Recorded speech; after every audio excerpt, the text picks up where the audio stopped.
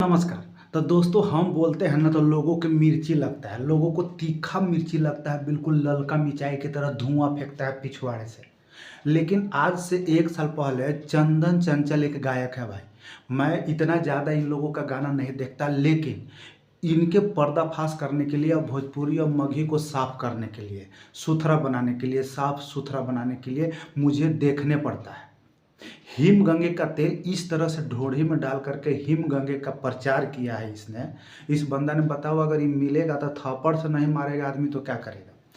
देखने वाले, इसको समर्थन करने वाले, इसको भैया बोलने वाले उन चमचों से या उन दर्शकों से पूछना चाहता हूं कि क्या ये हिमगंगा का तेल जैसे चंदन चंचल ढोढ़ी में डाल रहा है वैसे अपने घर में माँ बहन के सामने कोई देख पाएगा?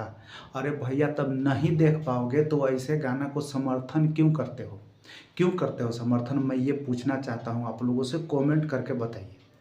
रोड पे जा कर के हिमगंग का तेल ढोढ़ी में डालने वाला ही चाहिए और घर में आने के बाद साफ सुथरा चाहिए। तो बाहर रोड से ही संस्कार घर के अंदर आता है मेरे दोस्त, अंदर से बाहर नहीं, बाहर से अंदर आता है।